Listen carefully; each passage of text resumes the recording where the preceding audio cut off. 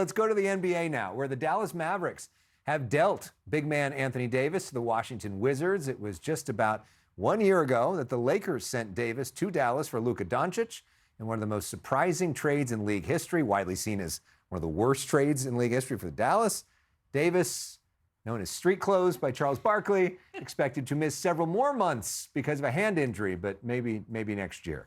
Join me now here in the studio, Fox Sports analyst Rachel Nichols. Welcome back to The Story Is. Thank you, sir. Trade deadline day is now past. It seems like this Davis deal was the biggest deal of the week. It was certainly the most unexpected. Yeah. But kudos to the Wizards, man. They got him for almost, I don't want to say almost nothing, but a very low price. And I think that's really what it required for Anthony Davis to move. The Dallas Mavericks needed the salary cap space so they could start building more around Cooper Flagg. And they tried to get lots for Anthony Davis, 10-time All-Star, all the stuff. But as you mentioned, the street clothes problem, he has been injured more than he has not when his time in Dallas, and certainly had injuries throughout his career. So they weren't getting a lot of takers offering a lot. And Washington swooped in there, and they offered him enough salary matching. And a lot of draft picks that sound good, but actually aren't good. So there's 2 first-round picks in this deal. One of them is the number 30 pick, the last pick in the draft this year. And the next one is a top 20 protected pick 5 years from now. Okay, and the Wizards, by the way, have been a perennial, very bad team. They have. But they now got Trae Young, too. I mean, if Trae Young and Anthony Davis are healthy, big if, they could be decent next year. But again, Trae Young didn't cost them that much either. Now, I grew up in the Washington, D.C. area. Yes. I can tell you. The Bullets. The suffering. The suffering is real. It has been more than 40 years since this team advanced out of the second round of the playoffs. Wow. That's how desperate. You, Mr. Laker, I'm from L.A., blah, blah, blah. Well, let's talk about the other team, if you're in L.A., that long-suffering fan base. The L.A. Clippers. Yes. That is a suffering franchise. At least we've won a title. Yeah, James Harden, he was playing on that team. Yeah. Seemed to be doing well for the team. He was just traded to Cleveland for Darius Garland. Once again, James Harden traded in the middle of the season. Yes, but it's very different from the last few stops, and both sides have said that. The last few stops James Harden has been out, he's had to fight his way out. It's been very acrimonious. A lot of fans have been upset on his way out the door. This was a business decision on both sides. The Clippers had told James Harden, we don't even know if we're going to have you on the team next year. They never fully guaranteed his contract. If he had opted in, it would have been for a small amount of money, and that probably would have been the end of his NBA career. Instead, he had a team in Cleveland that wants him, that has a chance to advance further in the playoffs than the Clippers do, and is clearly talking to him about signing a longer-term deal where both his NBA career can extend and he can get more money. So it was really kind of, I don't want to say it's a win-win on both sides, but it was definitely sort of something that was agreed upon on both sides, that, if he had other opportunities elsewhere, it was fair for him to pursue them.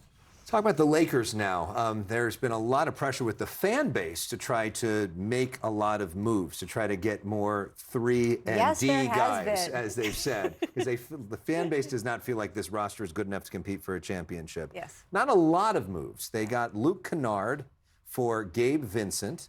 Luke Kennard is a very good shooter. Fantastic. One of the best shooters in the league. So, look, the Lakers need 2 things before they're a championship team.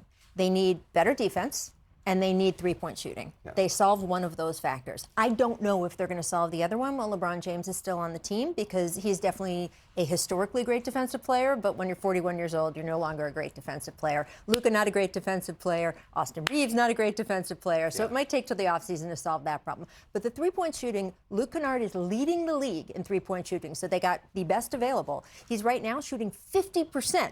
50% from 3, which is unheard of as just an average, and his career average is 45%. So he's a great ad for them. Well, and you think about it, if you have LeBron and Luka and Austin Reeves, he's now a 4th option. Yes. So he's open even more to hit those 3-pointers. So he could be really helpful. Yeah. Let's talk about the NFL tonight. Yeah. Matthew Stafford winning the MVP by 1 vote. I know, it's crazy.